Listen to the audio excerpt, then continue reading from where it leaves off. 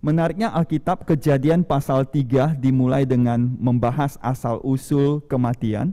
Wahyu pasal 21 bicara soal akhirnya dihentikannya kematian. Menarik ya. Jadi Alkitab di pasal 3 dan pasal 21 Wahyu diungkapkan bagaimana asal-usulnya kematian dan bagaimana kematian itu diakhiri. Dan Wahyu masih ada pasal 22. Ya, jadi interesting ya. Nah, namun ketika kita bicara tentang kematian, firman Tuhan mengatakan bahwa ada dua kematian. Satu yang disebut kematian pertama, yaitu kematian fisik kita. Itu tidak mengerikan sebenarnya, karena setiap kita pasti mati. Namun firman Tuhan juga bicara soal kematian kedua yang disebut di kitab Wahyu. Itu yang mengerikan, karena kematian kedua ini artinya kita dibuang total dari hadapan Tuhan. Jadi benar-benar dibuang, benar-benar kehilangan kesempatan dari hadapan Tuhan. Untuk itulah firman Tuhan menggambarkan di Kejadian pasal 3, setelah jatuh dalam dosa, Adam dan Hawa harus diusir dari hadapan Allah. Jadi itu makna kematian yang sangat menakutkan, yaitu diusir dari hadapan Allah, dibuang dari hadapan Tuhan ya. Nah, Alkitab juga bicara bahwa kematian pada hakikatnya adalah keterpisahan dari Tuhan. Misalnya di Mazmur pasal 88 ayat 3 hingga 6, di ayat terakhirnya bicara soal terputus dari Tuhan. Saya nggak bacakan Mazmur ini ya, takut nanti habis terlalu banyak waktu dalam pemaparan saya. Kemudian mengenai dosa, Yesaya mengatakan di Yesaya 59 ayat 2 dikatakan begini, yang merupakan pemisah antara kamu dan Allahmu ialah segala kejahatanmu, dan yang membuat dia menyembunyikan diri terhadap kamu sehingga ia tidak mendengar ialah segala dosamu. Jadi sebenarnya dosa memisahkan manusia dari Tuhan.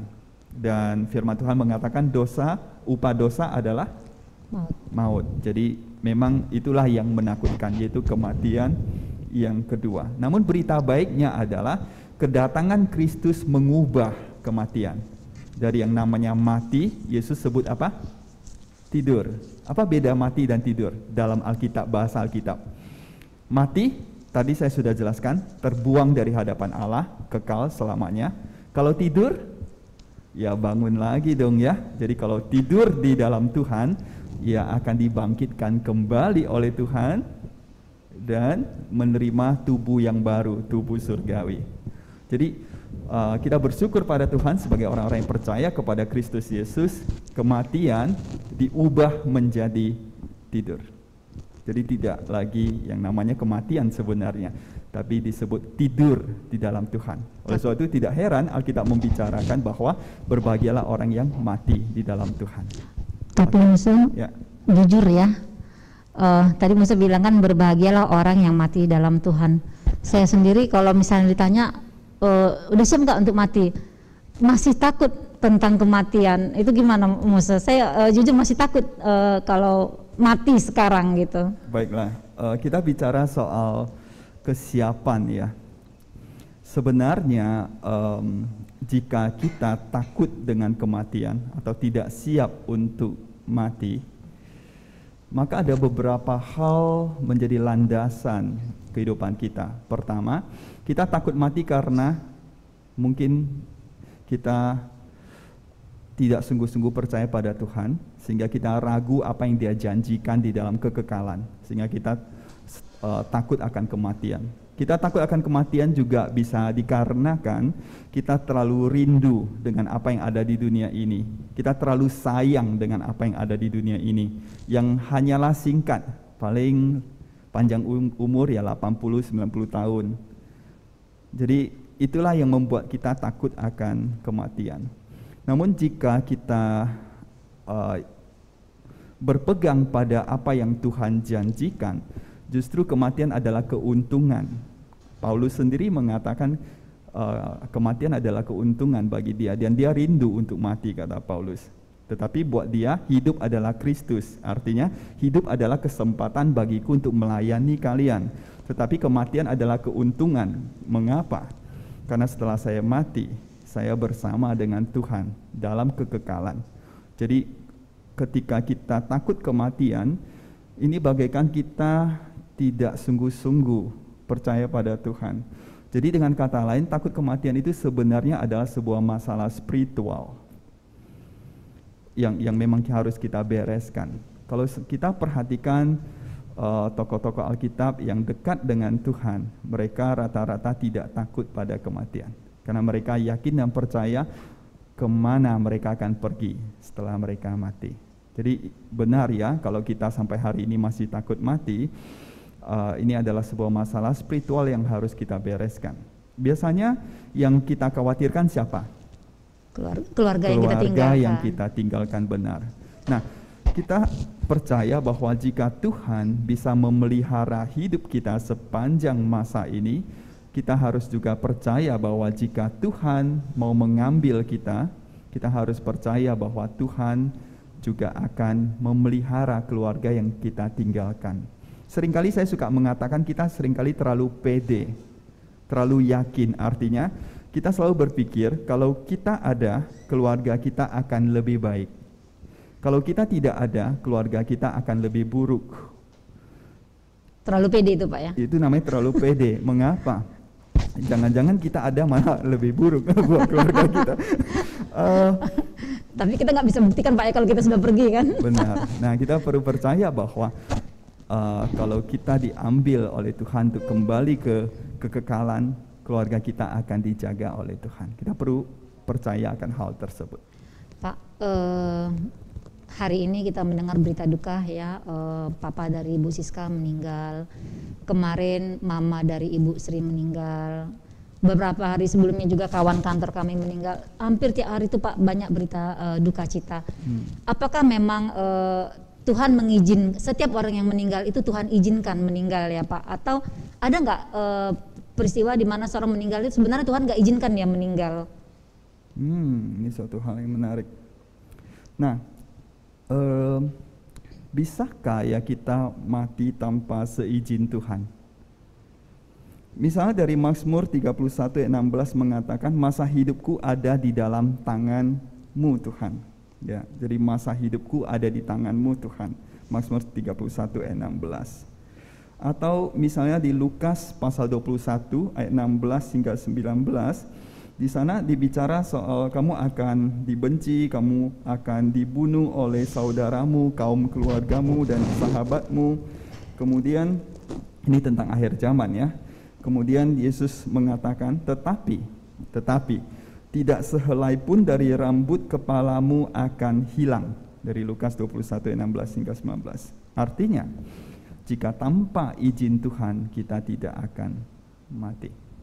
Namun apakah ada contoh orang yang meninggal tetapi Tuhan tidak berkehendak demikian? Yaitu Tuhan tidak ingin orang tersebut mati dalam keadaan begitu tetapi terjadi. Bisa enggak?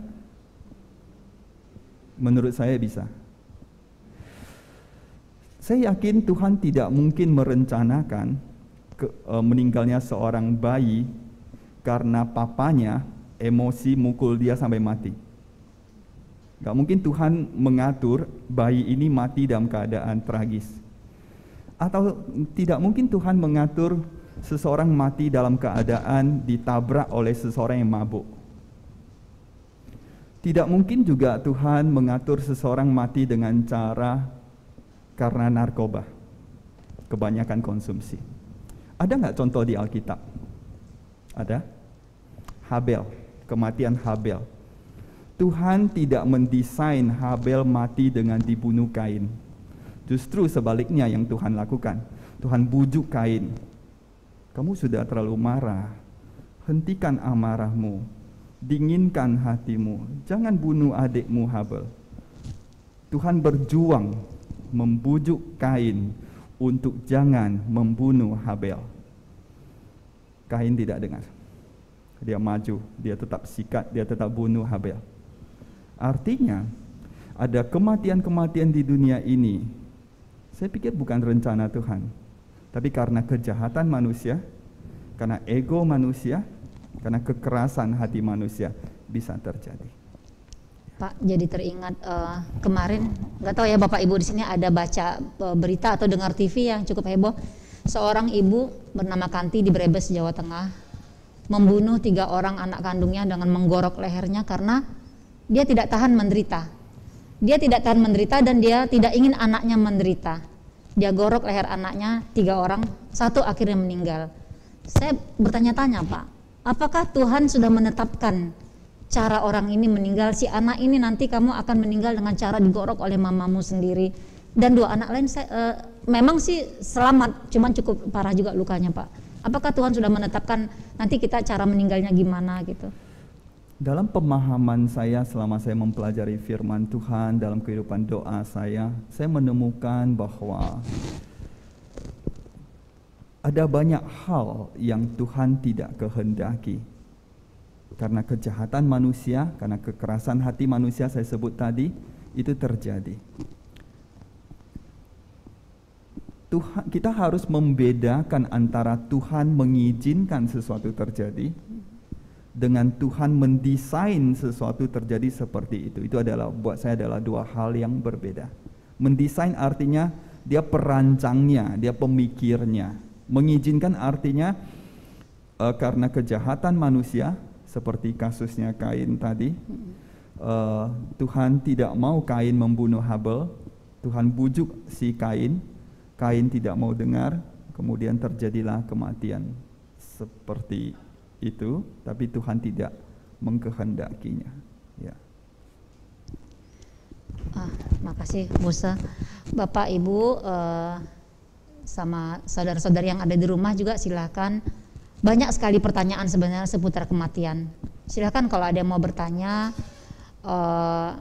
boleh langsung ditanyakan, atau yang di rumah boleh di chat ya. Saya lihat di sini kita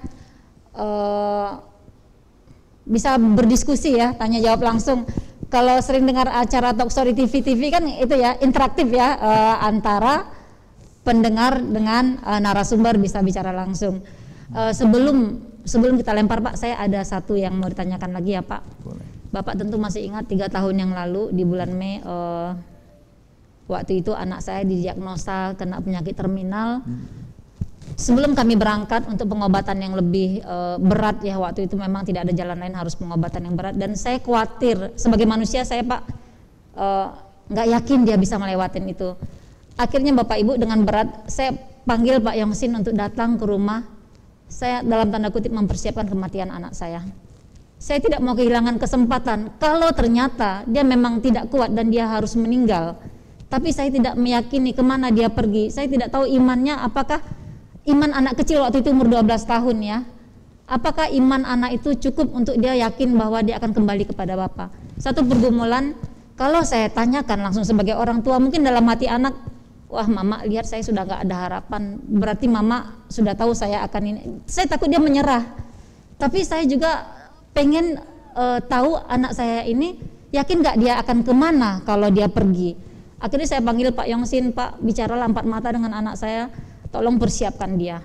Bapak masih ingat waktu itu? Apakah tindakan saya menurut Bapak benar gitu loh Pak, dalam kondisi begitu mempersiapkan kematian orang yang kita kasihi? Sebenarnya apakah itu langkah iman atau tidak beriman? Terima kasih Bu Rita. Ya, seperti yang saya katakan di awal tadi, bahwa kematian itu pasti, setiap orang pasti mati, sehingga mempersiapkan kematian itu adalah bagian penting. Dan yang sangat mengharukan buat saya adalah ketika saya berbicara kepada anak ibu waktu itu, kami berdua, pertanyaan saya langsung to the point, saya nggak muter, langsung saya bertanya, jika Tuhan tidak menyembuhkanmu, engkau tahu bahwa Tuhan mampu menyembuhkanmu, tapi Tuhan juga bisa memilih untuk tidak menyembuhkanmu, dan Tuhan bisa memilih untuk menjemputmu ke surga untuk bersama dengan Dia. Ya, kamu siap nggak? Jawaban dari seorang anak remaja itu sangat mengharukan saya. 12 tahun. Dia jawab, iya saya siap. Saya siap kembali kepada Tuhan. 12 tahun. Buat saya pribadi sangat terharu dengan respon dia. Karena begitu, karena dia imannya seperti itu, kemudian saya berkata, karena kamu sudah siap untuk pergi kepada Tuhan, mari kita berdoa memohon kesembuhan. Dan puji Tuhan jawab, Pak, sembuh. Ya. Menarik nggak? Poin saya adalah, jika seseorang tidak siap untuk ketemu Tuhan, kesembuhan, memohon kesembuhan hanya menjadi sesuatu yang sangat egois dan penuh dengan rasa takut dan iman yang diragukan. Tetapi jika seseorang dalam keadaan aku siap untuk berjumpa dengan Tuhan, aku siap jika Tuhan tidak berkenan menyembuhkan saya. Ini sebuah iman yang murni, yang sangat indah di hadapan Tuhan. Dalam keadaan seperti itu, saya akan mengajak, mari kita berdoa memohon kesembuhan dari Tuhan. Dan Tuhan berkenan, dia sembuh hingga hari ini. Iya, terima kasih.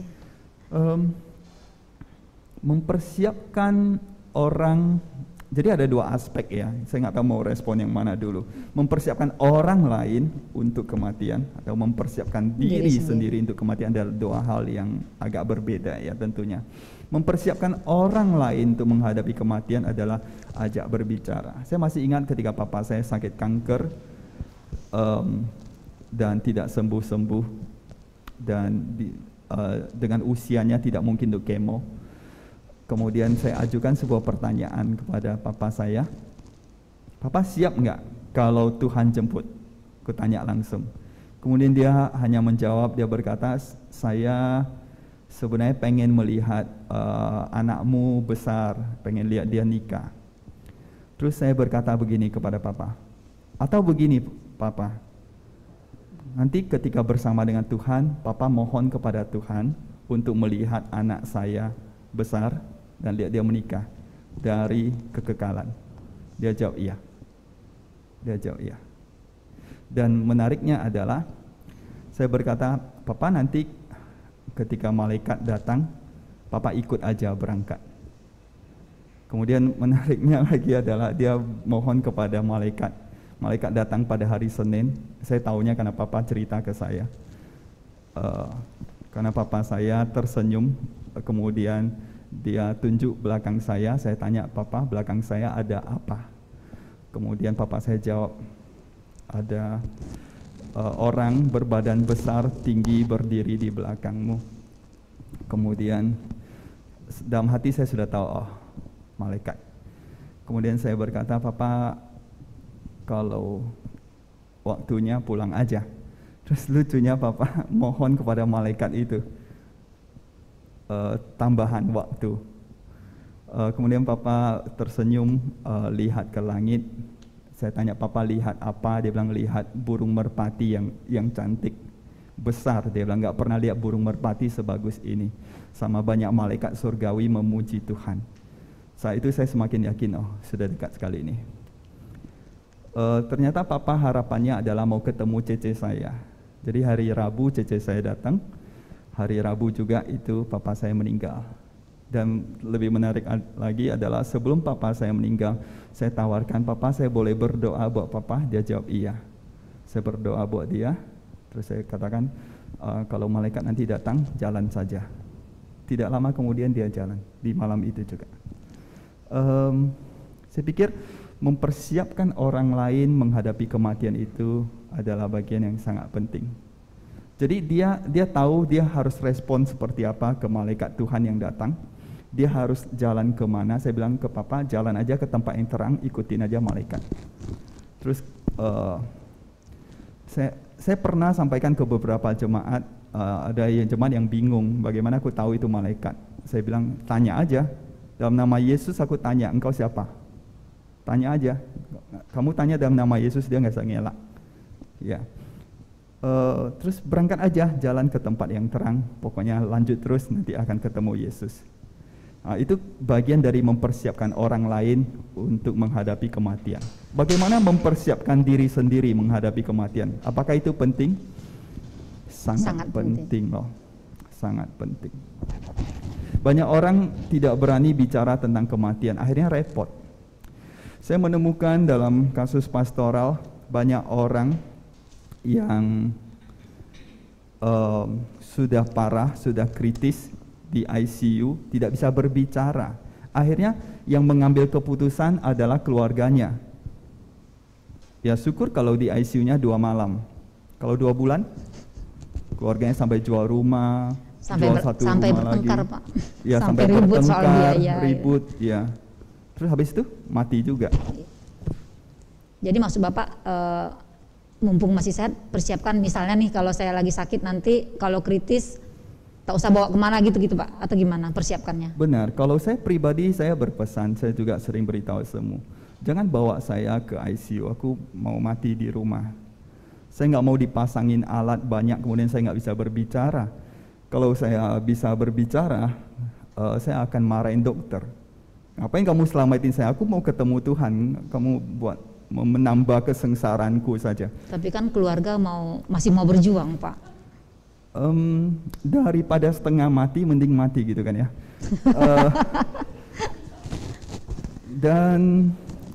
Dan banyak hal yang harus dipesankan. Kalau enggak keluarga bingung. Ada yang nanti 2 pendapat, ada yang berkata kremasi, ada yang berkata dikuburkan. Papa saya tanya dia langsung jawab, aku mau dikremasi. Oke. Jadi semua jelas gitu. Kalau saya akan berpesan, aku nggak mau mati dalam keadaan di rumah sakit dengan alat yang banyak. Aku mau baring di rumah, santai, nggak mau ribet, nggak mau tambah penderitaan, tambah sakit ya. Kemudian saya akan pesan hal-hal seperti ya nggak perlulah masukin pakai jas boros, kasih hadiahin aja kalau ada yang butuh ya, ada yang mau dia nggak takut ya, kasih aja gitu ya. Nggak perlulah pakai sepatu karena aku nggak butuh sepatu, aku butuh sepatu yang baru dari Tuhan lebih baik, pakaian baru dari Tuhan lebih baik. Saya aku nggak butuh apa-apa, jam tangan juga jangan dipakein ke saya, hadiahin aja ke orang lain yang butuh. Aku nggak butuh apa-apa. Alkitab juga jangan masukin ke dalam peti, Alkitab buat aja orang yang hidup untuk membacanya gitu ya. Aku nggak butuh apa-apa kok sebenarnya. Masukin aja aku ke kotak terus ya dikremasikan, selesai. Jadi Simple. kayak itu sudah kita pesankan dari sekarang ya Pak. Sebaiknya karena ya. Kemarin tuh kita di grup wanita heboh-heboh tuh mempersiapkan warisan Pak. Warisan, kasih tahu saya punya rumah di sini, tabungan di sana di sini, itu yang disiapkan. Tapi sebenarnya kayak ini penting Pak ya disiapkan ya. Selain beritahu nomor PIN ATM ya atau uang disimpan di mana, Anda perlu berpesan. Bayangkan, saya juga berpesan, aku nggak mau dimandiin oleh orang yayasan kedukaan. Aku mau dimandiin di rumah, digantiin pakaian dari rumah. Kalau nggak, semua keputusan nggak jelas. Nanti yang mandiin orang yayasan, emangnya saudara mau? Orang nggak kenal mandiin kamu, ya kan? Kalau semua nggak dipesan, semua berantakan. Keluarga bingung, ini harus gimana, ini harus bagaimana, karena serba nggak jelas. Kalau semua kita pesankan, semua jelas. Mengapa? Karena kita nggak pernah bayangkan kapan kita nggak bisa berbicara sama sekali, tapi dalam keadaan sadar. Itu sengsara tahu. Mau ngomong tapi nggak bisa, sadar tapi nggak bisa respon, tulis pun nggak bisa. Maka itu harus dipesankan kepada keluarga kita, jangan tunggu kritis. Tapi Pak, kalau dipesankan sekarang, saya pernah waktu itu mau ke Jakarta perjalanan dinas, saya bilang sama suami, ATM ini, dia mandangin saya aneh sekali. Dikira dia ini jangan-jangan pertanda ya gitu loh Pak, jadinya kalau sekarang kan kita nggak terbiasa begitu ya, yang sampai detail gitu persiapannya. Kalau misalnya hari-hari kita membicarakannya, dia menjadi tidak aneh. Tetapi kalau kita tidak pernah membicarakannya, tiba-tiba kita membicara, ya orang rumah akan ketakutan. Iya. Tetapi kalau saya dan semua, karena kami sering membicarakan hal seperti ini, sehingga ketika mengulangnya kami nggak merasa itu aneh. Kami biasa aja. Jadi Bapak Ibu pulang ke rumah langsung ayo duduk bersama.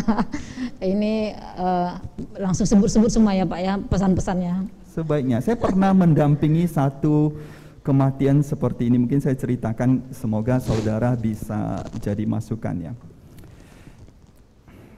Ada seorang ibu, dia sakit kritis, Kemudian saya berdoa buat dia. Dia katakan aku mau tetap hidup dulu. Dia nggak jelaskan mengapa.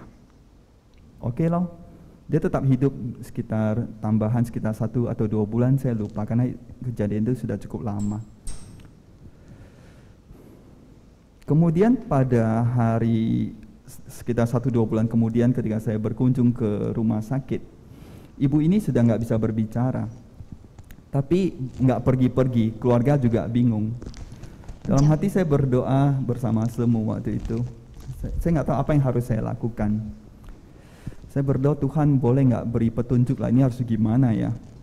Kasihan juga ibu ini terbaring dari hari ke hari, tetapi nggak bisa meninggal. Sebenarnya apa sih gitu loh. Terus tiba-tiba entah bagaimana muncul di dalam pikiran. Terus saya panggil anaknya, salah satunya yang saya kenal. Pesan mama. Ya, kayak sok tahu gitu ya. Karena itu yang muncul dalam hati saya dan kuat sekali waktu itu. Mama pesan, kalian bisa nggak akur? Tapi saya nggak tahu apa yang terjadi di antara mereka ya. Bisa nggak kalian akur? Terus dia baru cerita, dia nangis, anaknya ini. Kami sebenarnya sudah deal, mama meninggal, kami kakak beradik bukan keluarga lagi. Saya bilang, boleh nggak kalian akur? Malam ini semua kumpul lah. Terus saya pulang. Malam itu juga mereka semua kumpul. Mereka menangis, minta maaf kepada mama. Kemudian mereka berbaikan di depan mama. Tahu apa yang terjadi? Aku diceritain sih, karena saya nggak hadir waktu itu. Mamanya keluar air mata loh. Padahal dalam keadaan nggak sadar. Terus kaki dan tangannya sempat bergerak. Malam itu juga pulang ke surga, pulang ke pangkuan Bapa di surga. Menarik ya. Poin saya ada lagi nih. Ada banyak hal yang mungkin bisa membuat orang nego sama Tuhan. Tuhan boleh nggak tunda? Ada masalah-masalah yang aku nggak tega sebagai ibu anakku seperti ini. Kita berdoa kematian itu ditunda ya Pak. Saya pikir ya ada kasus-kasus seperti itu bisa terjadi. Namun kasihan. Karena ketika itu terjadi artinya kesengsaraannya, penderitaannya diperpanjang. Sorry, apakah ada pertanyaan dari Zoom ya? Silakan, siapa yang boleh bantu saya membacakan chat dari Zoom? Apakah ada pertanyaan atau mungkin langsung bertanya aja yang dari Zoom? Atau sebelum di Zoom yang di sini aja dah dulu. Bapak Ibu di sini yang ada pertanyaan, silakan. Jangan diam, karena tadi saya lihat status kawan ya. Dia bikin gini di statusnya. Saya diam bukan karena takut. Saya diam bukan karena menyerah. Saya diam bukan karena kalah. Saya diam karena lapar katanya. Bulan puasa. Ibu-ibu di sini, bapak di sini kan nggak lapar. Silakan ada yang mau ya silakan Ibu Leo sudah berdiri di sana, tolong dikasih mic-nya. Ibu Leo ada pertanyaan, silakan boleh disampaikan di sini. Selamat malam semuanya. Bu Rita berpesan ke saya, Bu Leo, tolong ya tanyain biar semuanya semangat bertanya, kalau enggak pada malu-malu. Iya. Jadi saya dapat amanah di pemancing Ibu ya. Pemancing keributan Bu. Silakan. Saya sharing dulu sebelum bertanya. Jadi seperti Bu Rita bilang tadi, wah kita kasih tahu nih ATM-nya begini begitu. Kadang-kadang antara suami istri ada yang saya tidak tahu, ada yang meragukan pasangannya. Wah kalau aku kasih tahu ATM artinya dikosongin, bingung juga. Ataupun anaknya atau gimana. Saya melakukan sesuatu hal yang lebih praktis menurut saya, dan saya udah lakukan lebih dari 10 tahun yang lalu. Saya memberitahu keluarga saya ada satu buku merah, kalau saya mati lihat aja di situ. Jadi nggak usah diributkan. Jadi karena saya ada orang yang titip uang ke saya, ada uang yang sebenarnya belum saya serahkan ke gereja, semuanya saya tulis di buku itu. Tetapi ingat, setiap ada perubahan harus direvisi, ditanda tangan. Jadi kalau kapan saja kita meninggal, jangan pepatah seperti orang Cina, uang di bank, roh di surga, keturunannya di pengadilan. Jangan seperti itu. Ribut maksudnya Bu ya? Yes. Jadi saya udah siapkan. Jadi kalau saya meninggal, keluarga saya tinggal lihat buku merah saya, udah tahu asetnya apa aja, rekeningnya apa aja, PIN-nya nomornya apa, utang apa aja, diutang apa aja. Tapi selagi Ibu masih hidup itu belum bisa dibuka, belum bisa dilihat yang lain. Iya, ya. Betul. Nah, so it's done for my own part. Waktu ibu saya sakit, ibu saya punya pemikiran sama dengan Pak Yungsing. Pada waktu mama saya dinyatakan kanker limpa, dokter tanya apakah mama saya mau dilobangin, di kemo. Mama saya bilang enggak, waktu punya Tuhan. Saya nggak mau ya, saya mati tuh berlobang sana sini, kata ibu saya. Saya mau kembali ke Tuhan dalam keadaan nicely. Jadi waktu mama saya kena kanker tuh hal pertama yang dia lakukan, kamu bawa saya pergi tato alis ya. Saya nggak mau mati kayak Casper nggak punya alis. Jadi mama saya ingin mati dalam keadaan nicely. Jadi selama mama saya sakit, saya jaga mama saya 1 tahun lebih, saya night shift. Mama saya selalu membicarakan, oke, kalau saya meninggal, kamu harus lakukan ini.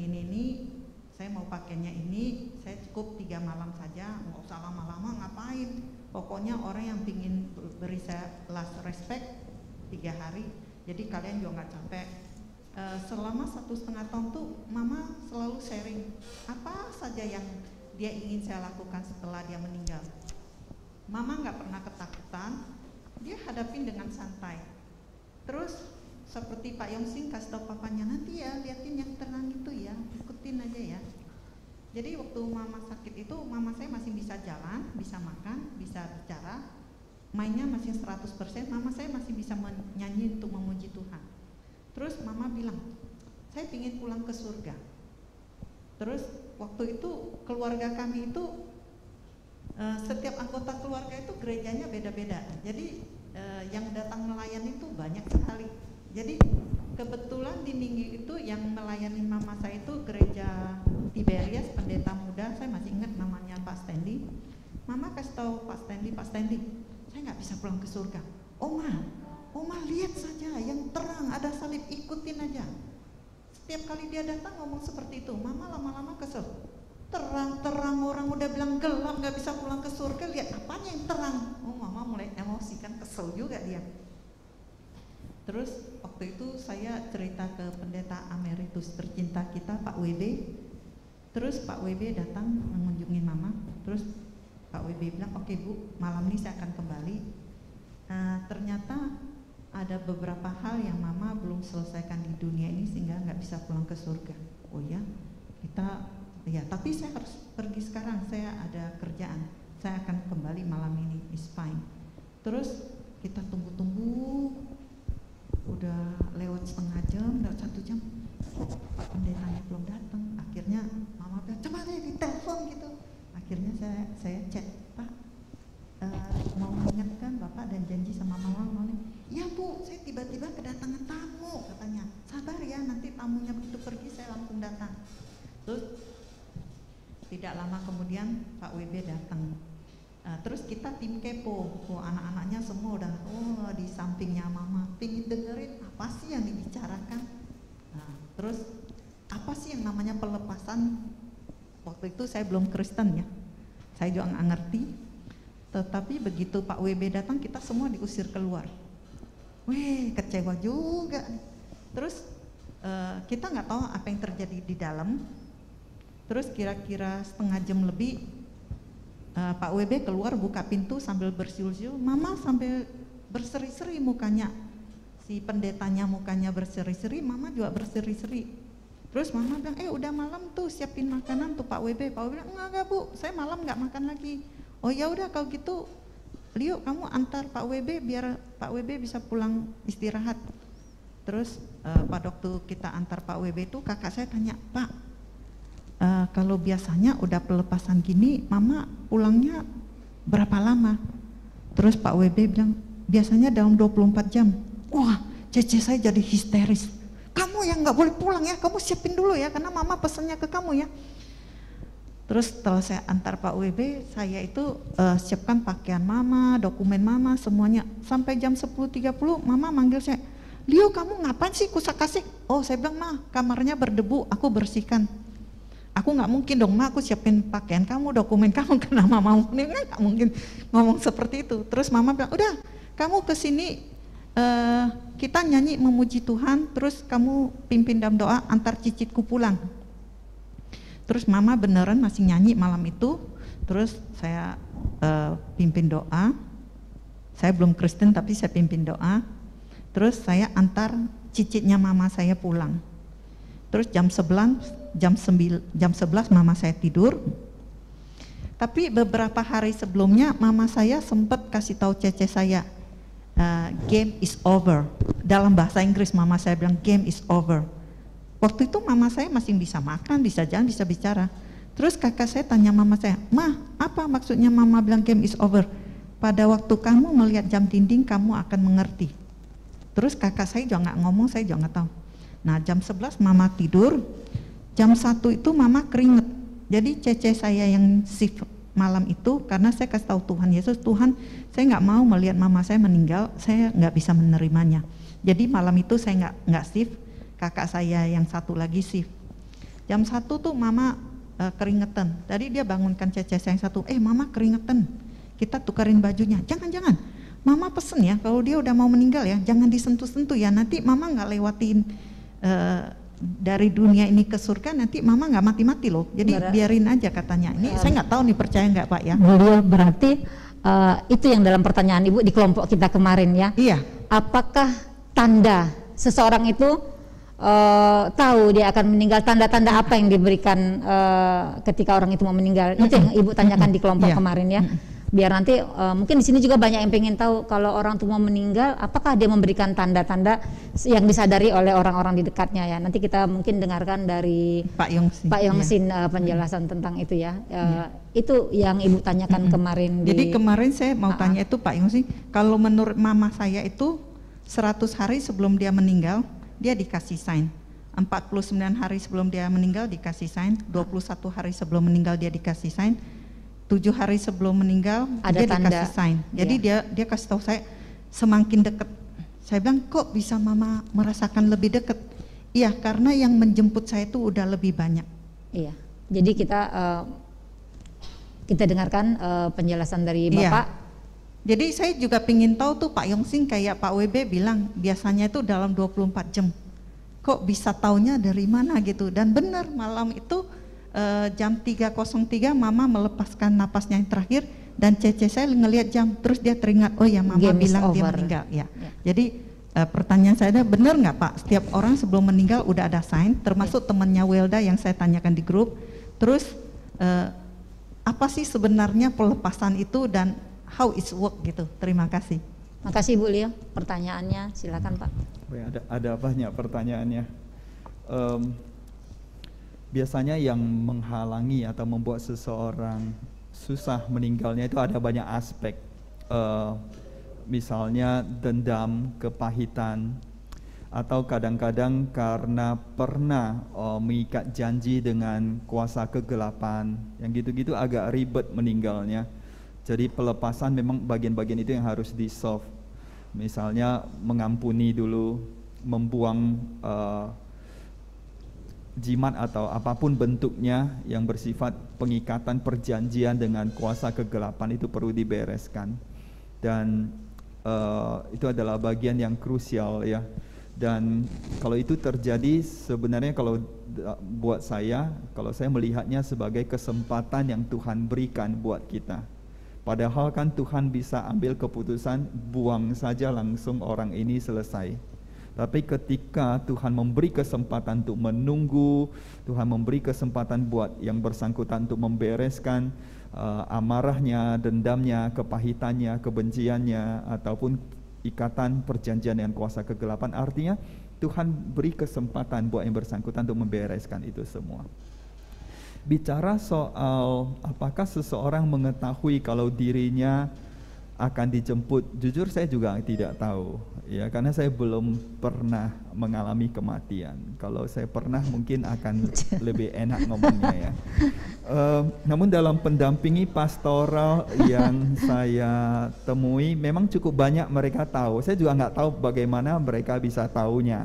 Saya nggak pernah tahu pasti, tetapi dari obrolan dengan orang-orang yang akan meninggal, saya selalu mendapatkan kesan mereka tampaknya tahu, tapi sepertinya sifatnya rahasia. Rahasia dalam arti tidak untuk diketahui oleh orang lain, hanya Tuhan lewat malaikat beritahu yang bersangkutan sekian waktunya dia akan dijemput, tapi dia dengan syarat dia nggak boleh cerita. Itu kesan yang saya dapat selama ini, ya, karena mereka nggak akan mau cerita. Tapi mereka tahu, karena saya ingat jelas papa saya ketika di hari dia akan dijemput, dia sudah sangat berbeda. Hari-hari sebelumnya dia nggak pernah tanya jam, hari itu dia sepanjang hari tanya sekarang jam berapa. Jadi ini aneh, karena dia tinggal di kamar yang jamnya rusak dan nggak ada jendela. Jadi dia nggak tahu waktu. Jadi sepanjang hari dia tanya jam sekarang jam berapa, itu yang aneh karena hari-hari sebelumnya dia nggak pernah tanya. Kemudian di hari itu juga dia minta mandi, hari-hari sebelumnya nggak minta mandi karena dia takut dingin karena kondisinya sangat lemah. Jadi di hari itu dia minta mandi, minta rapi-rapi, minta bersih dan tanya jam. Itu tanda-tandanya Pak ya. Sehingga aku berpikir jangan-jangan dia tahu ya.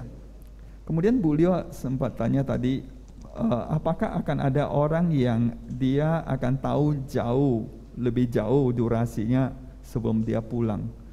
Mungkin kita baru belajar Yosua, dia tahu.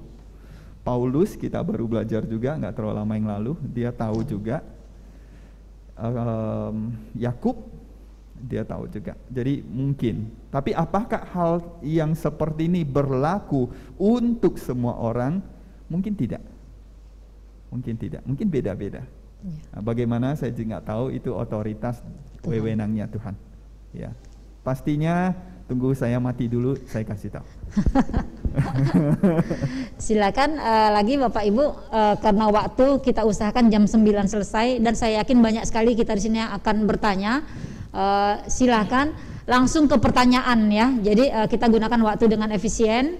Silakan tadi Ibu yang ya, silakan berdiri, dikasih mic ya biar kita semua di rumah maupun di sini bisa mendengar dan menyaksikan yang bertanya. Silakan. Saya ingin menanyakan bagaimana kalau keadaan suami saya waktu itu COVID, tidak ada yang melayani sama sekali, pesan pun nggak ada. Terus itu pertanyaan saya. Dia gelisah, yang saya dengar dari dokter, dia gelisah. Cukup jelas Pak. Saya nggak dengar dengan jelas. Bagaimana keadaan suami saya tanpa ada satupun orang di sampingnya selama dia di karantina gitu, dan tidak ada satupun yang biasa kita kan bimbing dia kalau udah mau meninggal, dan kita pun tidak dikasih tahu kalau dia mau meninggal pun kita tidak dikasih tahu oleh pihak rumah sakit. Itu bagaimana menurut Bapak? Seperti yang saya katakan tadi, tidak setiap kasus sama. Barusan saya menyebutnya bahwa apakah hal tersebut berlaku untuk setiap orang, artinya Tuhan akan beritahu setiap orang kapan dia dijemput? Aku pikir tidak. Saya pikir tidak. Ya. Mengapa saya pribadi memandang ini pasti hikmatnya Tuhan? Karena Tuhan penuh hikmat, dia tahu. Jadi artinya kalau sederhananya mungkin begini, Tuhan bisa lihat orang ini, kalau saya beritahu dia pasti keep. Ini kalau saya beritahu nanti dia kasih tahu semua orang. Atau ini kalau saya beritahu ya dia akan terima dengan tenang. Ini saya beritahu dia akan bergejolak. Ya. Jadi saya pikir dalam hikmatnya Tuhan akan memutuskan case by case. Artinya pasti tidak bisa setiap orang sama. Karena setiap orang ketika menerima kabar seperti ini dari Tuhan misalnya atau dari malaikat Tuhan misalnya, kan respons setiap orang beda-beda. Nah, Tuhan yang penuh hikmat, yang dia maha tahu, saya pikir dia akan memutuskan dalam hikmatnya, dalam kekekalannya. Ya. Nah, jadi buat saya nggak terlalu masalah karena tahu atau tidak tahu juga tidak mengubah realita kita dijemput oleh malaikat Tuhan, dibawa ke hadapan Tuhan. Realita tersebut tidak berubah antara kita tahu atau tidak. Jadi buat saya tidak jadi persoalan. Saya nggak tahu kalau saudara pengen tahu nggak? Ya. Sorry Pak, saya pengen tanya yang tentang Habil itu yang Bapak ngomong. Kalau misalnya dia dibunuh, itu bukan perancangan Tuhan kan? Ya, bukan rancangan Tuhan. Saya nggak tahu apa yang terjadi dengan suami saya, tapi itu seizin Tuhan atau memang udah digariskan seperti itu gitu loh. Kalau misalnya apa yang terjadi di sana saya kan nggak tahu gitu loh. Ada hal-hal yang memang kita tidak bisa tahu, ya, karena justru sebenarnya kematian adalah, di dalam kematian ada banyak misteri yang kita memang nggak bisa tahu. Ya benar bahwa tadi saya katakan yang sifatnya kejahatan seperti pembunuhan, ya pembantaian, kekerasan fisik, ya itu pasti Tuhan nggak berkenan karena nggak sesuai dengan karakternya dong, ya. Nah, ya Tuhan tidak berkenan hal-hal seperti itu, tapi Tuhan bisa mengizinkan hal tersebut terjadi seperti kasusnya kematiannya Habil, ya kan? Ya, ya kita nggak bisa tahu segala sesuatu. Aku pikir kita perlu menerima realita akan keterbatasan kita untuk mengetahui hal-hal seperti demikian. Ada bagian-bagian yang merupakan misteri ya Pak, nggak bisa kita generalisasikan untuk semua peristiwa gitu ya. Ada banyak hal Tuhan nggak berkenan kita ketahui. Ada banyak hal. Murid-murid Yesus sangat unik kalau kita baca Injil dengan teliti. Seringkali ketika Tuhan bicara sesuatu, Tuhan Yesus bicara sesuatu, murid-murid Yesus tidak selalu berani bertanya. Saudara perhatikan nggak di Injil? Mereka pengen tahu tapi nggak berani tanya. Seringkali kita akan dalam situasi seperti ini dengan Tuhan juga. Tuhan sampaikan sesuatu kepada kita, kita tidak mengerti, kadang kita nggak berani tanya. Mengapa? Kita sadar keagungannya, kita sadar siapa Dia dan siapa kita, gitu. Sehingga kita nggak berani untuk bertanya. Ada hal-hal yang kita hanya terima sekalipun tidak mengerti. Kita nggak berani tanya lebih jauh karena kita tahu siapalah aku ini untuk menanya Tuhan untuk hal-hal seperti demikian. Nah, sikap seperti ini juga penting untuk kita pelihara. Kita nggak bisa berrelasi dengan Tuhan dalam arti kita ingin tahu segala sesuatu. Kita perlu juga menerima realita kita, ada hal-hal yang kita tidak sepatutnya tahu. Murid-murid seringkali dalam situasi seperti ini, ya kita perlu kerendahan hati di hadapan Tuhan yang maha tinggi, maha agung seperti itu juga. Demikian Ibu, cukup ya. Yang di Zoom ada, silakan Pak Diki bacakan. Cek ya. Yang di Zoom ada beberapa, ada pernyataan dan pertanyaan Pak, mungkin bisa direspon. Yang pertama dari Bu Juli, selamat malam Pak Musa, berarti kematian yang tidak diterima, berarti kematian yang diperbuat oleh manusia sendiri, seperti itu. Mungkin bisa direspon. Dan kemudian ada pertanyaan dari Ibu Titin, saat Yesus mati, turun ke kerajaan maut, dalam kurung Hades. Hades ini apakah tempat tidur sementara buat umat Tuhan atau semua umat manusia sebelum kedatangan Tuhan yang kedua kali? Wah, ini pertanyaan lintas iman ini kayaknya. Ada Hades segala. Hadis ya? Hadis maksudnya. Hades. Oh. Cukup jelas Pak pertanyaannya? Di dunia ini memang ada banyak hal yang Tuhan tidak kehendaki. Tuhan nggak kehendaki orang konsumsi narkoba. Tuhan tidak kehendaki seseorang masuk ke toko tertentu, merampok dan membunuhnya. Nah, ini adalah contoh hal-hal yang Tuhan nggak kehendaki tapi terjadi karena kejahatan manusia, kekerasan hati manusia. Di Alkitab juga contoh-contoh seperti demikian banyak kan ya, yaitu hal-hal yang Tuhan tidak kehendaki tapi terjadi karena kekerasan hati manusia.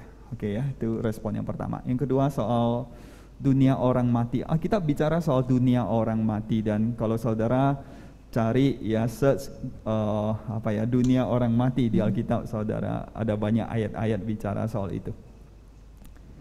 Memang ada dua pandangan kekristenan umumnya. Ada yang memandang kalau mati dia nggak sadar lagi. Ada pendeta-pendeta maupun para ahli yang berpendapat seseorang kalau mati dia nggak sadar lagi, dia nggak tahu apa-apa. Seperti tidur gitu bukan, Pak? Tidur ya, tidur. Jadi seperti tidur hingga kedatangan atau Kristus, hingga kebangkitan. Jadi dia tidur total. Namun saya pribadi tidak berpikir demikian. Menurut saya orang yang meninggal itu mereka kembali kepada Tuhan. Yang saya bicara adalah orang yang percaya kepada Tuhan Yesus Kristus dan mereka sadar. Pengkhotbah 12 ayat 7 berkata, dan debu kembali menjadi tanah seperti semula dan roh kembali kepada Allah yang mengaruniakannya. Nggak tidur, roh kembali kepada Allah yang mengaruniakannya, dia nggak bobok. Misalnya Mazmur 104 ayat 29, apakah engkau menyembunyikan wajahmu? Mereka terkejut apabila engkau mengambil roh mereka. Mereka mati binasa dan kembali menjadi debu. Tubuhnya menjadi debu, roh kembali kepada Tuhan. Itu kepercayaan saya. Mengapa? Di Alkitab ada contohnya, ada roh Samuel yang diizinkan Tuhan kembali berkomunikasi dengan Saul sebentar. Saulnya dimaki-maki oleh Samuel, dimarahin karena dipanggil gitu. Karena itu dosa, ya itu dosa. Tapi Tuhan izinkan karena kekerasan hatinya Saul. Kemudian Musa, Elia kembali berjumpa dengan Yesus. Mereka rapat di atas gunung, bahas kematian Kristus. Itu contoh lagi. Ayat Alkitab dan bahkan setiap minggu kita ucapkan, masih ingat? Turun ke dalam kerajaan maut, ya kan? Artinya mereka tidak dalam keadaan tidur sehingga Kristus turun ke dalam kerajaan maut, ya kan? Itu yang dibahas di Alkitab. Artinya Pak, itu bertemu dengan orang-orang yang meninggal. Tapi tidak dihakimin dulu gitu Pak? Itu dibahas dalam konteks mereka tidak kenal Kristus, orang-orang yang sebelum Nuh. Jadi itu hal khusus buat mereka. Jadi Tuhan mungkin ya Alkitab bicara penghakiman itu memang belum terjadi. Ya penghakiman nanti setelah kedatangan Kristus kedua kali. Nah pada hakikatnya memang akan ada pemisahan tempat antara orang yang jadi milik Tuhan dan bukan milik Tuhan. Ya. Baik, semoga kiranya menjawab pertanyaan dari Bu Juni tadi ya, Bu Titin. Ya, silakan yang di sini lagi ada yang mau bertanya. Ini kesempatan ya. Tadi jangan seperti yang dibilang Pak Yongsen tadi murid-murid mau bertanya tapi takut ya Pak bertanya. Di sini jangan takut, kita boleh bertanya langsung karena langsung ada Pak Yongsen yang akan menjawab ya. Tema tentang kematian seingat saya bertahun-tahun jemaah di sini baru kali ini diangkat dan kita bisa diskusi langsung. Silakan Bapak Ibu, teman-teman. Ya, ada dua yang mengangkat tangan, Bu Arlina dan Pak Raymond. Ya, lady first lah, Bu Arlina duluan, silakan. Selamat malam, Yongsen dan semua kawan-kawan semua. Pertanyaan ini kemarin sudah saya sampaikan, cuman saya sedang menunggu jawab. Belum dijawab ya Pak? Iya siap. Jadi saya tanya lagi. Pertama, kemanakah roh orang yang sudah meninggal pada saat kita mendengar dokter berkata bahwa sudah meninggal? Apakah langsung dibawa ke Firdaus, ke surgakah, atau di tempat yang disediakan? Berapa jamkah atau berapa harikah? Adakah kesempatan masih bersama-sama dengan kita yang hidup? Pertanyaan saya satu itu. Kemarin ada kayaknya beberapa. Saya rasa itu aja Pak. Satu, iya. Karena banyak kurang lebih hampir sama dengan pertanyaan tadi. Ya kadang ya ada keyakinan ketika dia baru meninggal sepertinya dia masih ada di sekitar kita gitu ya. Silakan Pak.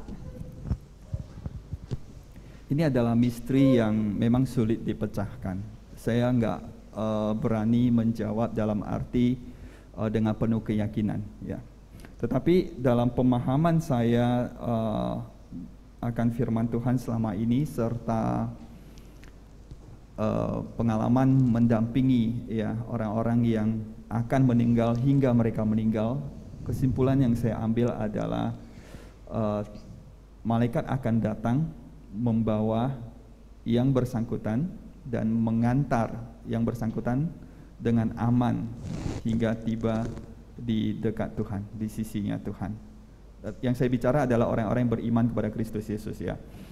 Jadi akan langsung seketika. Jadi ketika tarik nafas terakhir selesai, berarti saya percaya rohnya meninggalkan tubuhnya pada saat itu. Tubuh memang harus dimusnahkan karena kita nggak butuh tubuh yang sama untuk kehidupan di dunia baru, ya, atau langit dan bumi yang baru nantinya, karena akan digantikan dengan tubuh surgawi kata firman Tuhan.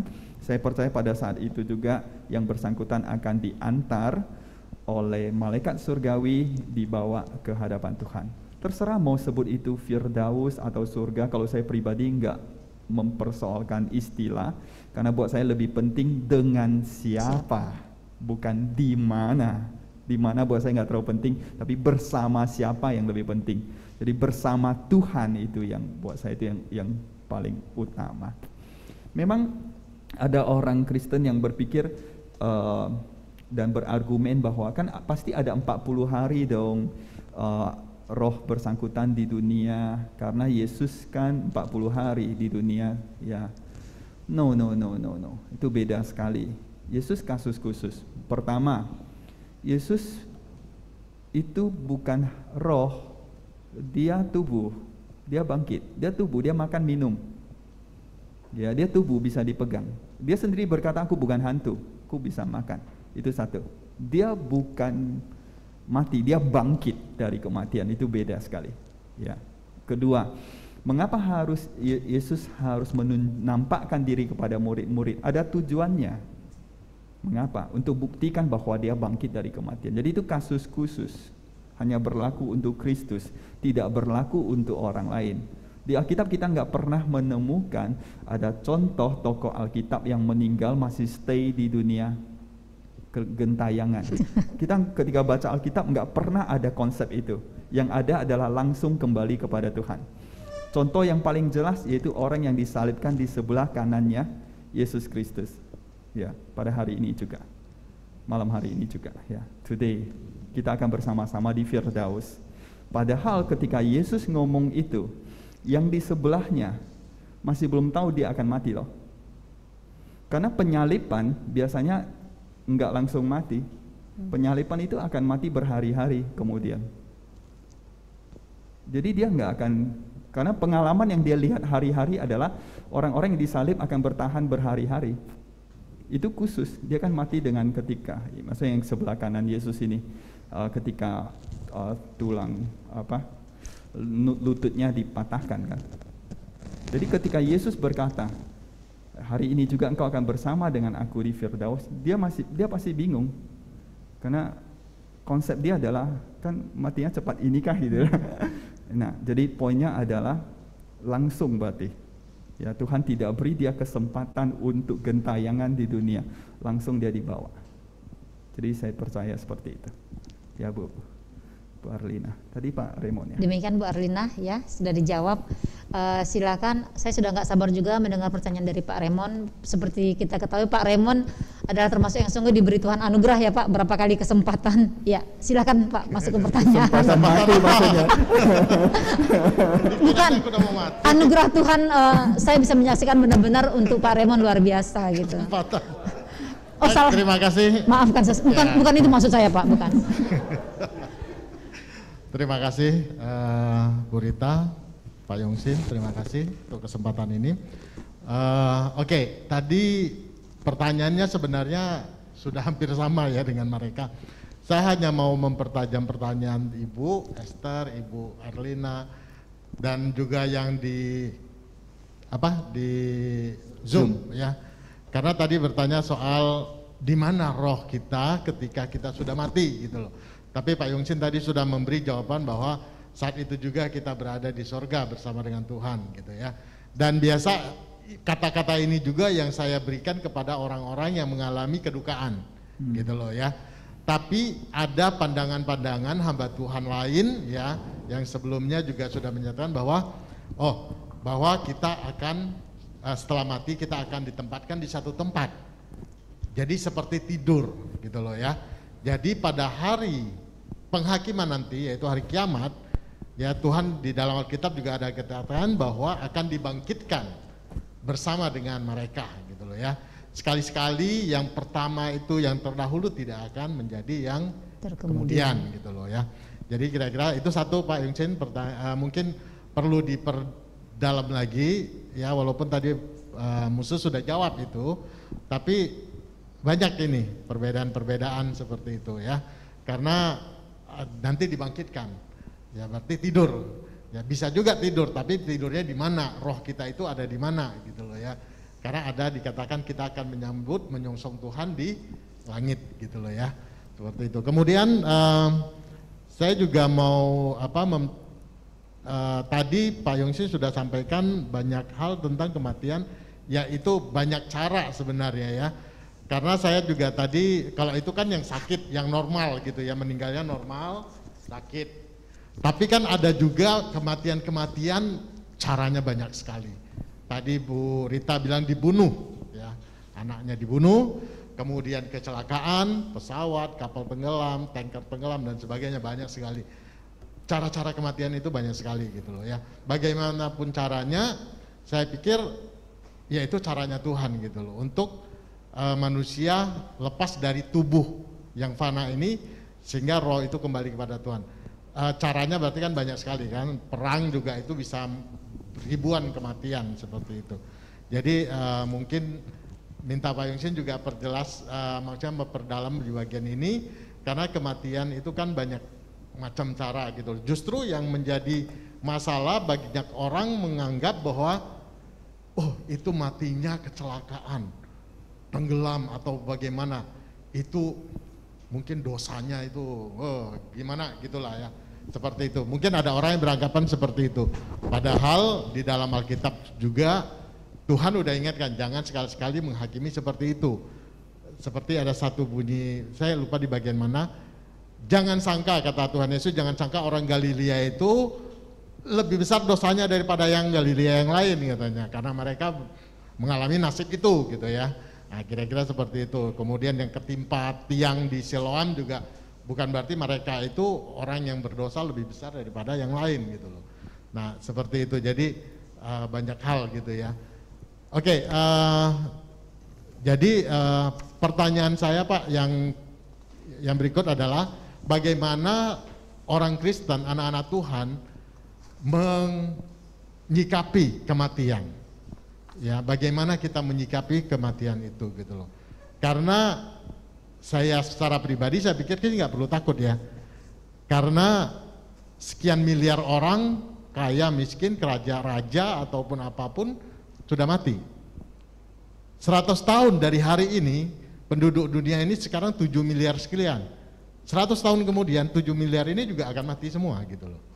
Kira-kira seperti itu ya.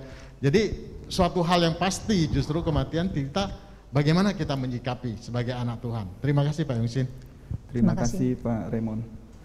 Oke, pertama saya jelaskan mengapa saya tidak memiliki pandangan seperti sebagian orang bahwa kalau mati itu tidur dan nggak sadar ya. Beberapa contoh yang tadi saya berikan, walaupun mereka sudah mati, mereka sadar dan bisa berjumpa dengan Kristus, misalnya yang Musa, Elia ya. Sebenarnya ada satu contoh dari perumpamaan Yesus sendiri. Masih ingat? Orang kaya mati, Lazarus mati. Mereka tidur nggak dalam perumpamaan Yesus? Tidak. Orang kaya itu mati, dia di dalam dunia orang mati. Lazarus mati, dia bersama dengan Abraham. Mereka tidur? Tidak tidur. Kemudian orang kaya tersebut memohon, boleh nggak ya, dia mohon kepada Abraham, boleh nggak kirim si Lazarus pulang ya ke saudara-saudaraku yang masih hidup, supaya menginjili mereka, menjelaskan siapa itu Tuhan, supaya mereka tidak perlu seperti saya. Kemudian respon Abraham, no, sekalipun orang bangkit dari kematian bercerita kepada mereka, mereka juga nggak akan percaya. Jadi dari perumpamaan yang Yesus sendiri berikan, mereka tidak tidur. Mengapa ada orang-orang yang bisa berpikiran tidur? Mungkin, saya tidak tahu, saya nggak dalami. Mungkin karena Yesus berkata kepada Lazarus yang mati, berkata kepada orang-orang lain ya, bahwa dia tidak mati tapi tidur. Atau berkata kepada Yairus, bangunlah, dia tidak mati tapi hanya tidur. Well, dalam konteks itu kan Yesus sedang bicara tentang kematian, hanya dengan definisi tidur. Nah, jadi sehingga saya sangat yakin tubuh kita akan dimusnahkan, roh kita kembali kepada Tuhan, seperti yang saya bacakan dari Pengkhotbah 12 ayat 7 dan Mazmur 104 ayat 29. Terus bagaimana berbicara soal dibangkitkan di akhir zaman untuk dihakimi? Ini bukan bicara soal tubuh, soal dikumpulkan Tuhan. Ku memahaminya seperti itu.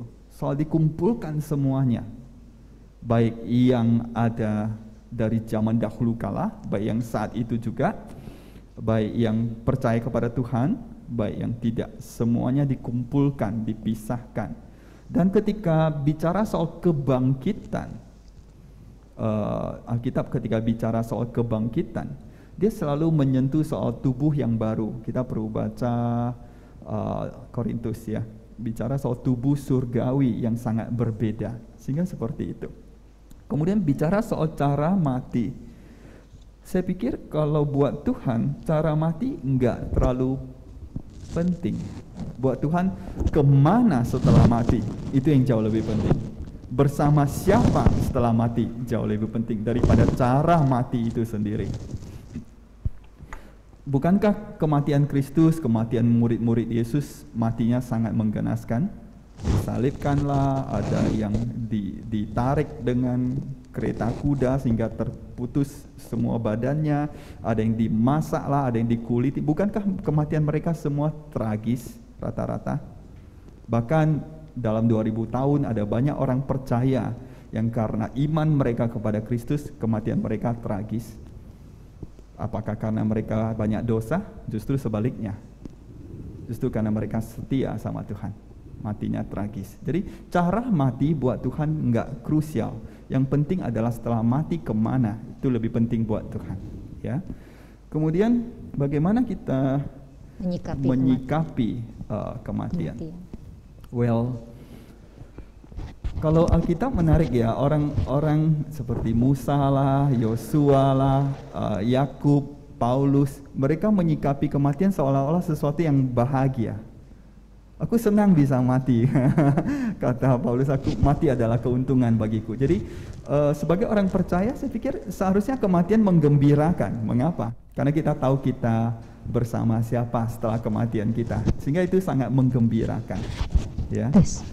Bicara sekilas soal cara mati, tadi aku lupa, maafkan saya. Sekilas, apakah Tuhan bisa membunuh orang?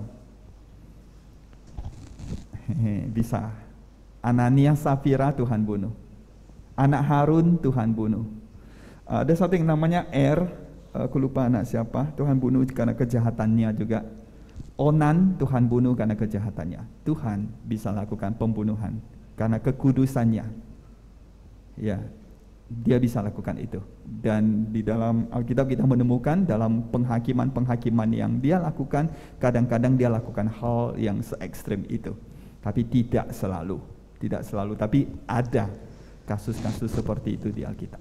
Ya. Semoga saya menjawab. Soal menyikapi kematian, saya pikir sederhananya adalah justru itu menggembirakan. Ya. Saya jawab sampai sekian ya. Biar semoga enggak memakan waktu kebanyakan. Tapi dari wajahnya nampaknya Pak Raymond sudah puas dengan jawaban dari ya, mantap. Masih ada waktu 10 menit. Di sini saya lihat ada yang masih muda-muda ya. Jadi memang bersyukur nih pemuda-pemuda ada bergabung bersama kita. Kematian tidak mengenal usia, tidak tunggu tua, tidak tunggu sakit. Survei mengatakan penyebab kematian tertinggi nomor 3 di dunia adalah gagal jantung. Survei mengatakan penyebab kematian tertinggi di dunia nomor 3 adalah gagal jantung. Yang pertama adalah gagal jadian. Untuk yang muda-muda ya, canda aja, itu survei abal-abal gitu ya. Ayo yang muda-muda bertanya dong, silakan. Tadi sudah mewakili kita yang Bapak Ibu ya. Yang muda-muda silakan yang mau bertanya. Oh ya, silakan dibacakan yang dari Zoom. Ada Cemina.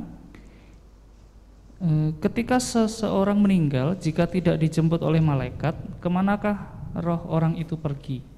Menurut Cemina, yang paling penting itu adalah dijemput oleh siapa? Sudah tentu yang dijemput. Oh ya, karena tadi kita sudah bahas tentu yang dijemput malaikat. Dijemput malaikat ya. Roh tersebut sudah berada di jalur yang benar. Tapi yang tidak dijemput malaikat itu bagaimana? Nah, menariknya adalah di dalam perumpamaan Yesus. Yang menarik ini karena yang cerita Yesus sendiri ya. Dalam perumpamaan yang Yesus ceritakan tentang orang kaya yang mati dan Lazarus yang mati, Tuhan membedakan. Orang kaya mati, dikuburkan, titik. Tapi untuk Lazarus mati, malaikat Tuhan datang membawa dia kepada pangkuan Abraham. Tuhan Yesus sendiri membedakannya. Artinya, orang yang di dalam Tuhan, mengapa disebut kematian mereka berbahagia? Karena mereka dibawa ke Tuhan. Roh mereka dibawa ke Tuhan, tubuh untuk dimusnahkan. Kemudian yang tidak ini yang bagaimana? Di Alkitab banyak menggunakan kata Sheol atau dunia orang mati untuk itu. Yaitu saya percaya mereka berada di dunia orang mati seperti orang kaya tersebut. Tapi ada satu hal yang menarik perhatian saya dalam dunia orang mati, dalam perumpamaan Yesus. Saudara baca, ketemu nggak? Abraham dan Lazarus yang mati, artinya mereka tidak sendirian. Orang kaya itu mati, di dalam gambaran Yesus dia sendirian. Padahal kan ada orang-orang yang mati sebelum dia. Pasti ada keluarganya yang mati duluan dong, ya kan? Tapi dia sendirian di situ.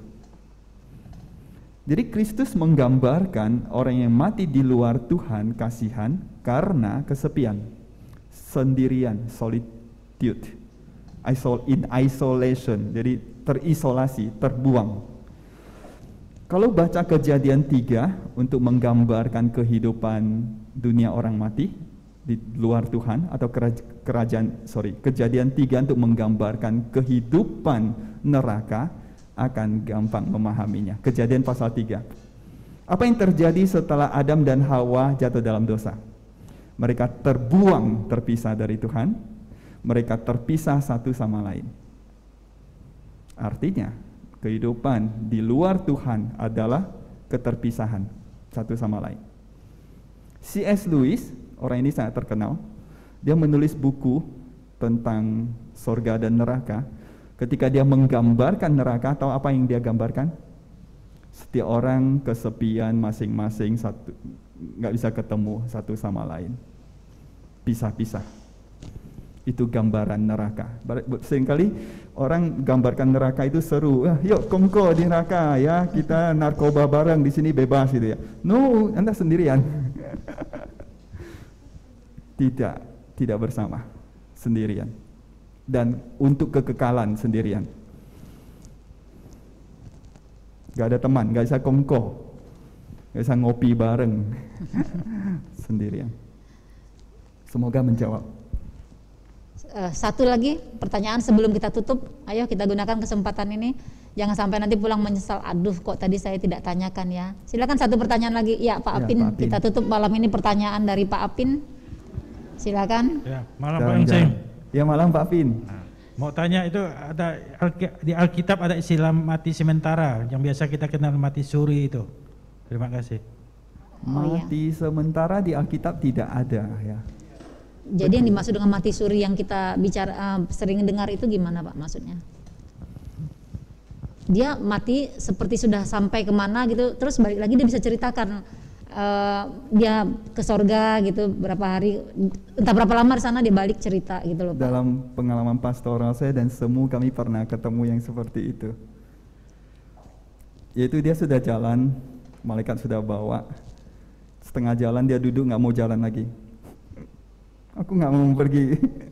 Akhirnya ada beberapa yang mau dibereskan itu Pak.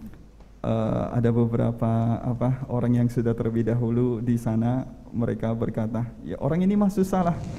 Habis itu dia balik lagi dan dia hidup lagi 2 bulan. Tapi 2 bulannya penuh dengan kesengsaraan, sehingga kadang aku pikir mending mati aja. Ini kasus yang berbeda dengan yang saya cerita di awal tadi. Tapi saya nggak tahu apakah hal seperti itu menjelaskan mati suri. Saya nggak tahu. Mungkin karena yang bersangkutan kritis waktu itu. Ya, mungkin saya tidak tahu. Ada banyak hal jujur saya tidak mengerti. Jadi di dalam pelayanan, di dalam pendampingan pastoral dia terjadi seperti itu, ya saya ceritakan seperti itu. Saya pribadi masih mencernanya, saya tidak memahaminya. Aku nggak paham karena nggak ada di firman Tuhan. Aku nggak paham, nggak tahu. Jadi kalau mau tahu nanti tunggu saya kembali ke Tuhan. Kalau Tuhan izinkan saya kembali, aku cerita ya. Tapi kalau saya kembali, saudara akan ketakutan ya. Iya, jujur saya nggak tahu. Ya, nggak tahu. Pak Apin, tadi itu pertanyaannya sudah dijawab Pak. Pak Apin tadi ngomongnya cepat. Dia waktu bilang mati suri, saya dengarnya pemain suri gitu loh. apa maksudnya gitu? Wasiat dari samping saya lihat-lihat gitu ya. Sambil nunggu, saudara, bagian ini aku karena penting saya pengen bahas walaupun nggak ditanya. Saudara, ketika baca Alkitab pernah baca tentang Hizkia nggak? Raja Hizkia. Ketika Nabi Yesaya beritahu Hizkia, dia sakit parah, kamu akan mati. Dia nangis kan? Terus dia berdoa kepada Tuhan. Doanya ada dicatat di Alkitab. Saudara pernah baca? Yesaya pasal 38. Di ayat 16-nya, itu adalah ayat yang mungkin banyak orang bisa gunakan untuk berdoa ketika sakit keras. Doanya sederhana, aku lupa kalimat persisnya, intinya buatlah aku sehat, buatlah aku sembuh. Yesaya 38 ayat 16 ya. Nah, bolehkah kita berdoa memohon Tuhan sembuhkan kita dalam keadaan sakit kritis? Why not? Masalahnya setelah hidup kita diperpanjang, apa yang akan kita lakukan itu jauh lebih penting. Hizkia diperpanjang hidupnya 15 tahun. Sehingga saya sering mengatakan mending dia mati saja. Karena 15 tahun tambahan yang Tuhan berikan kepada dia lakukan dosa yang sangat fatal. Dia punya anak namanya Manaseh, jadi raja yang paling jahat di Yehuda. Dia impor semua dewa, dia masukin ke bait Allah. Tuhan sangat murka. Kemudian si Hizkia ini sangat sombong, dia pamerkan kekayaan dia kepada utusan Babel, buat Tuhan sangat murka terhadap dia. Sehingga aku pikir berdoa memohon kesembuhan, Tuhan jawab tambahkan 15 tahun. Tapi dia manfaatkan 15 tahun itu untuk melakukan hal yang sangat jahat di mata Tuhan. Mending mati aja. Nah, jadi poin saya adalah gini, kalau kita sakit kritis, terus kita mohon Tuhan memperpanjang hidup kita, Tuhan tambahkan anggaplah 15 tahun juga. Yang harus kita sungguh-sungguh perhatikan adalah bagaimana kita menghidupi 15 tahun itu. Kalau tidak, mending mati. Karena kalau kita mati saat itu, kita tidak akan melakukan dosa yang belum kita lakukan, bukan? Bukankah lebih baik? Ya, itulah, ini contoh di Alkitab, real, Hizkia, tapi penting buat setiap kita. Jadi kalau sebelum berdoa memohon Tuhan sembuhkan kita dari penyakit kritis, pikir dulu dengan waktu tambahan mau ngapain. Pikir baik-baik dulu. Kalau enggak jangan mohon, mending mati aja. Lebih baik karena nggak lakukan dosa yang tidak seharusnya kita lakukan. Ya kan? Buat saya ini penting loh. Ini kisah yang di Alkitab ini penting untuk kita renungkan sebelum berdoa memohon kesembuhan buat saya. Ya kan? Banyak kejadian kan Pak, begitu sakit kita mohon Tuhan sembuhkan. Setelah itu kan biasanya banyak berjanji akan melayani, akan hidup lebih baik, akan biasanya begitu Pak. Ya. Celakanya kalau tidak dilakukan. Iya. Baiklah, baiklah Pak. Kalau menyia-nyiakan, ya. Banyak sekali yang sudah kita pelajari malam ini. Mungkin masih ada pertanyaan. Kalau kita terima satu terakhir. Satu lagi ya, yang di Zoom ya. Silakan pertanyaan terakhir. Ini ada satu pertanyaan lagi. Kalau manusia meninggal langsung pulang ke Tuhan. Nah, jadi apa maksudnya kebangkitan orang dari kuburan dan mengalami perubahan tubuh saat Tuhan datang kedua kali? Mengalami perubahan tubuh. Maksudnya mungkin apakah dari surga balik lagi ke dunia dengan tubuh yang baru gitu Pak? Atau gimana? Saya juga kurang ngerti ini maksudnya. Oke, ya banyak orang karena dia bingung dengan perkataan apa yang Tuhan maksud dengan kebangkitan orang mati. Dan satu tambahan pertanyaan Pak terkait dengan itu, tubuh yang bagaimana waktu dibangkitkan? Kita misalnya nih dari kecil sampai umur 60 gitu ya. Waktu nanti kebangkitan kan memang tubuh roh ya Pak, tapi apakah seperti tubuh yang kita waktu hidup ini gitu, waktu usia berapa atau waktu usia terbaik kah gitu? Ya, yang paling cantik, yang paling tampannya gitu kan? Pertama adalah bukankah banyak bagian firman Tuhan yang sulit dicerna? Banyak perkataan Yesus yang sangat sulit dicerna. Termasuk perkataan Yesus dalam hal kebangkitan orang mati, ya kan? Itu termasuk hal-hal kalimat-kalimat firman Tuhan yang sulit dicerna. Nah, ketika bagian perkataan-perkataan ini sulit dicerna, tidak selalu berarti kita membacanya secara literal seperti itu, karena kita kan harus lihat secara keseluruhan.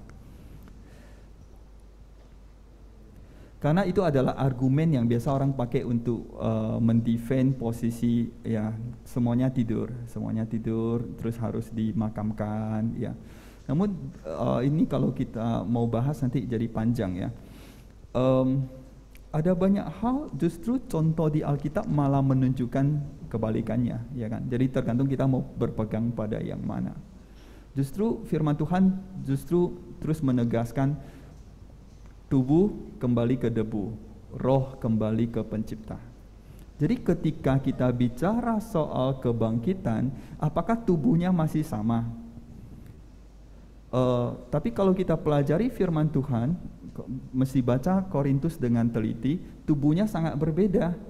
Karena Paulus di dalam pemaparannya jelas sekali, kemuliaan bulan dan kemuliaan matahari berbeda, kemuliaan bintang berbeda. Dia di dalam argumennya panjang, kemudian dia mau tegaskan satu hal, tubuhnya berbeda. Tapi masih bisa dikenali Pak.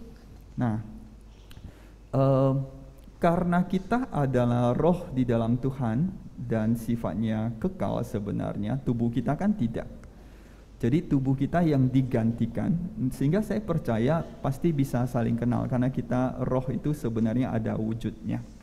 Dan kemudian pertanyaan Bu Rita tadi adalah apa dalam usia berapa? Saya pribadi percaya ketika seseorang mati dalam keadaan kehilangan tangannya atau dalam keadaan cacat, tidak berarti dia bangkit dalam keadaan cacat juga. Atau seseorang mati dalam keadaan sakit-sakitan, sudah bungkuk, ya tulangnya udah rusak, terus dia bangkit dalam keadaan seperti itu juga. Sehingga saya menyimpulkan bahwa di dalam kerajaan yang kekal, semua orang dalam keadaan the best. Mungkin usia 25, saya tidak tahu. Artinya semua dalam keadaan prima yang terbaik.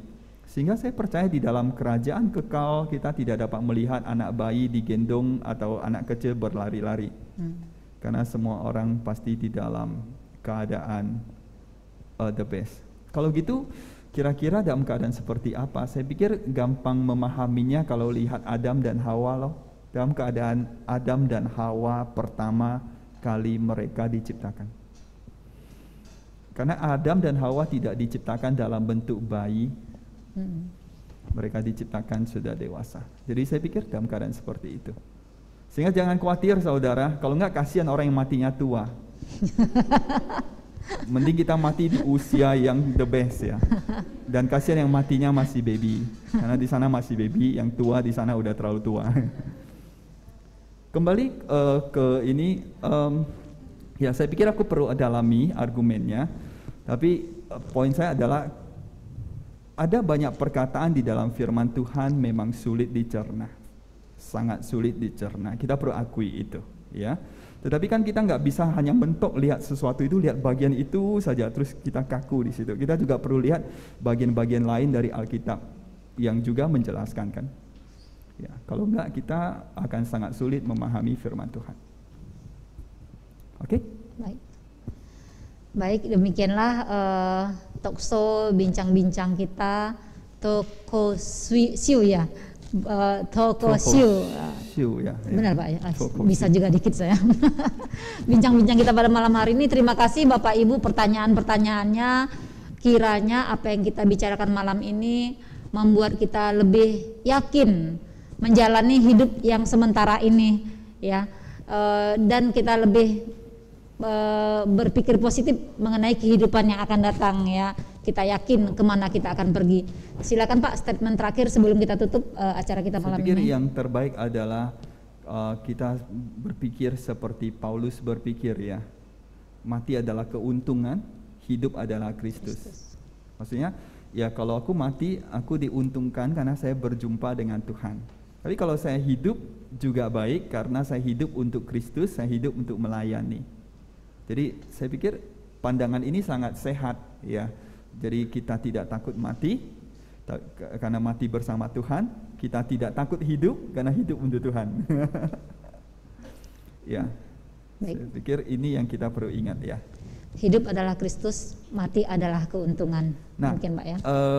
Sebenarnya topik kematian itu sangat luas ya. Jadi tidak mudah membahasnya juga karena banyak misteri. Bahkan tidak ada di dunia ini nggak ada buku tentang kematian yang sepaham. Semua beda-beda pendapat. Saya hanya berusaha dari pemahaman saya terhadap firman Tuhan dan pengalaman-pengalaman pelayanan sih. Jadi saya padukan. Nah, saya tadi sempat berpikir kalau ada kesempatan, kalau libur panjang gitu ya, 6 bulan, setahun mungkin bisa nulis, tapi nggak boleh dipublikasikan karena pasti heboh. Jadi kalau mau, Pak tadi 6 bulan? Kalau misalnya 6 bulan tanpa pelayanan mungkin bisa menulis tentang kematian. Tapi kalau mau publikasinya harus tunggu mati dulu. Jadi warisan ya Pak. Karena kalau masih hidup kan orang akan berdebat kan. Iya. Kalau mati ya berdebat sendiri. Saya udah nggak ada. Tapi poin yang saya mau maksudkan adalah banyak misterinya. Sehingga memang akan ada banyak argumen, ada banyak perbedaan pendapat karena misterinya banyak. Tuhan juga tidak terlalu jelas kan penyampaiannya, penjelasannya, ada banyak aspek yang tersembunyi. Jadi kita perlu merangkul bagian-bagian itu aja sih kalau buat saya. Lagi pula banyak hal nggak terlalu penting juga. Yang penting kan kita bersama siapa, ya kan? Itu jauh lebih penting. Siapa Tuhan kita bersama dengan Dia. Baiklah, saya pikir cukuplah. Kasihan nanti kemalaman ya. Iya. Kita doa bersama. Kita tutup satu lagu Pak. Kita semua bangkit berdiri. Kita terima kasih Pak Yongsin untuk penjelasan malam ini. Terima kasih Bapak Ibu semua. Biarlah kita nyanyikan satu lagu. Lagu ini lagu yang penuh sukacita. Dunia yang fana bukanlah rumah kita. Rumah kita nanti di sana. Sorga yang nyata bersama dengan Tuhan kita di dalam kekekalan. Kita nyanyikan lagu ini dengan penuh sukacita dan akan ditutup dengan doa oleh Muse Yongsin.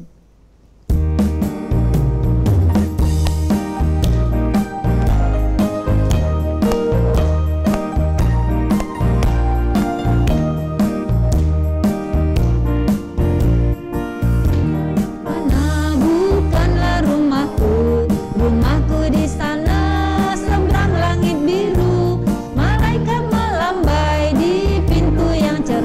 Dalam dunia yang tak pernah lagi senang.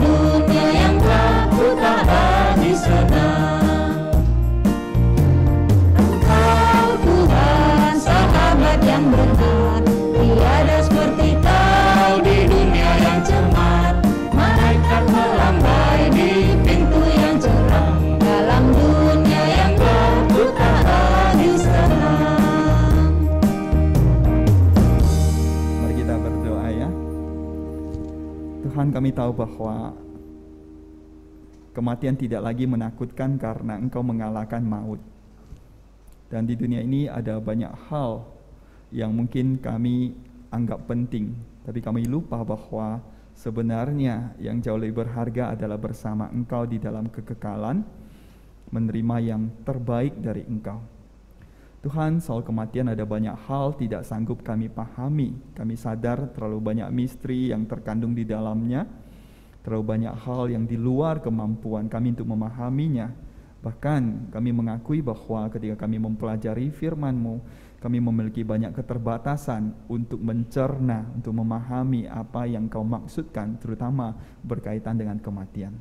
Namun satu hal yang sangat pasti yang kami yakini, yang memberikan kami pengharapan bahwa Engkau mengalahkan maut, Engkau menjanjikan kehidupan yang kekal buat setiap anak-anak-Mu yang tinggal di dalam Engkau. Itu mampukan setiap kami Tuhan untuk setia di dalam Engkau sesuai dengan janji-Mu, sesuai dengan panggilan-Mu dan pengajaran-Mu. Biarlah kami sungguh-sungguh hidup untuk Engkau, tidak hidup untuk diri kami, tapi untuk Engkau. Dan biarlah suatu hari ketika kami harus dijemput oleh malaikat surgawi, kami berangkat dengan satu keyakinan, kami kembali kepada Engkau. Terima kasih Tuhan, kami berserah, biarlah setiap kami hidup di dalam pimpinan-Mu dan pemeliharaan-Mu. Kami berdoa dalam nama Kristus Yesus. Amin. Amin. Terima kasih. Terima OSTM selesai. Terima kasih yang di rumah juga yang sudah hadir di OSTM hybrid malam ini. Terima kasih dan selamat malam, selamat beristirahat. Hati-hati di jalan. Terima kasih Bang. Yang di rumah hati-hati juga pulang. Selamat istirahat. Iya, amin. Makasih. Tuhan berkati. Bye, Tuhan berkati semua. Oh. Ini Bu Esther. Oh iya. Ini Bu Esther.